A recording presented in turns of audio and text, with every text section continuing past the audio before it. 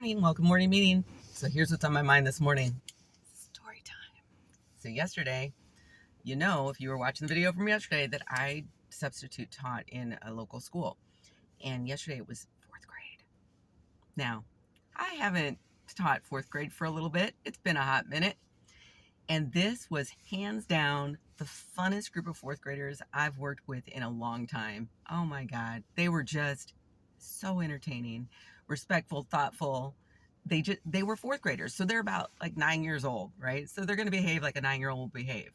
And I think I've mentioned before, I have a high tolerance for chaos, and this was like on a scale of 1 to 10 of chaos, this was like a 2 or 3 or something. I mean, it was just, they were awesome. So I was there for just part of the day.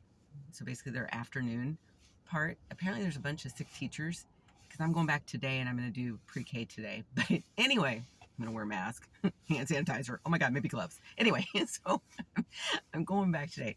But it was just a delight working with these kids. The demographics at this school, just so you have some background, it is a school that has quite a few Spanish-speaking students. It might be half-ish, where there's white students and then there's Spanish-speaking students. And then there's a few others. So there's some black-white mixed kids. There might be an Asian kid or two, though I haven't seen any lately, but there might be.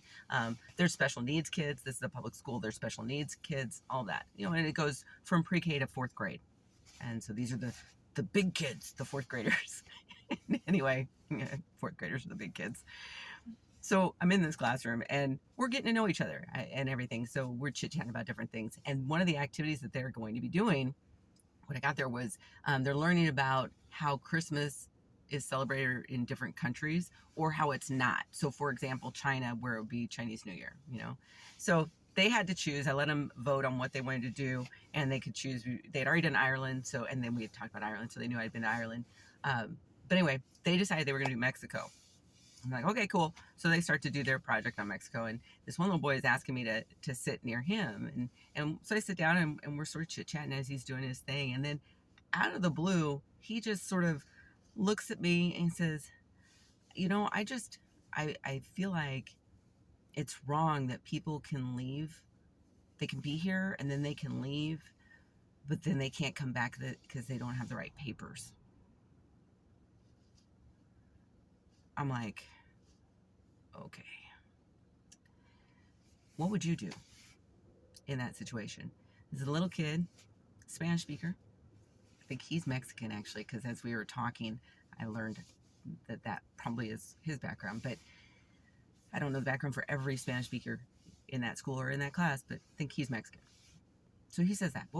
How would you respond to a 9-year-old who expresses this concern to you in your classroom? So I explained that to my daughter on the way to school this morning, and her first reaction was, that's just wrong. That's so sad. He said, exactly. That's sad.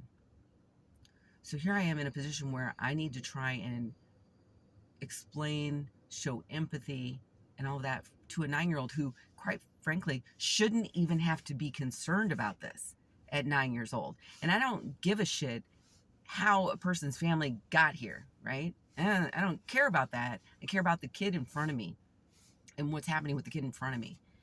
And this kid wasn't necessarily talking about his family, right? So I don't know if this is about his family. Asking for a friend. I don't know. That's not the point. The point is, a little kid shouldn't have to worry about that. You and I should have a lot more fucking empathy. We really should. And my daughter was all over that. She's like, that's just wrong.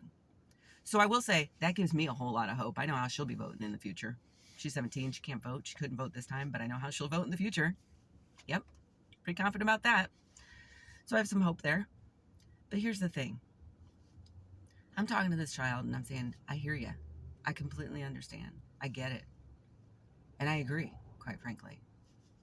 So side note, if you're watching any of my videos and you haven't figured it out, I don't support that people should be just uprooted, ripped from their families or whole families, booted. I just don't. I don't. I think if someone's been here, whether they got here legally and overstayed their visa or they came illegally, they've been doing the right thing. Otherwise, they came here because they were trying to escape a situation that they thought was dire. What the fuck would you do? I mean, honestly, if you were in that position, if shit hit the fan in the United States and the only two places you could get to were Canada or Mexico, and the only way you could do it was illegally, what would you do? And it's very easy to sit back and go, I wouldn't do that, did it? And all that bullshit. But the reality is you don't really know what you would do with your back against the wall and seeing your kids suffer, or watching your wife suffer, or your husband suffer, or your grandparent, anybody. You have no idea what you would do unless you found yourself in that situation. You just don't. So this whole sit back and go, I'm a Monday morning quarterback shit is bullshit. You don't know what you would do. And I would suggest that maybe some of you who voted for the other side that is totally for it, let's just get them all out. That bullshit. Maybe have a conversation or two with a 9-year-old who finds himself in that situation. Maybe look that 9-year-old in the face and say all the putrid, horrible things that you've been saying online, behind the screen, behind your little keyboard. Maybe, grow some balls and go have that conversation with a 9-year-old and explain to them, well, you're just fucked. Get out.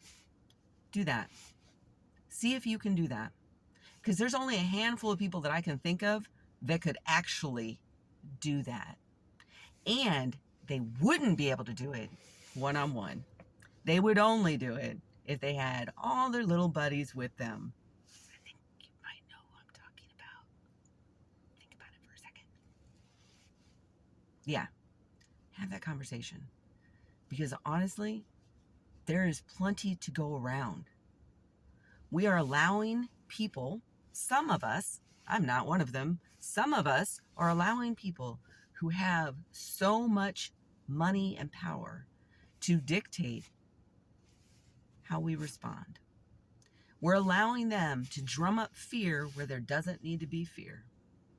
We're allowing them to say there's only this much to go around. And that's bullshit. That's just bullshit. That's all there is to it. So that's my challenge for you today. Go volunteer at a school that's a mixed school or predominantly Spanish speaking. Go into school, do some volunteering, and see if you end up getting exposed to some conversations with those young people about what they are fearing the most right now. And then just see if that helps you grow an empathy bone in your frickin' back. See if that helps you. That's my suggestion. For the people who aren't having this particular problem, the ones who voted the other side, they voted blue,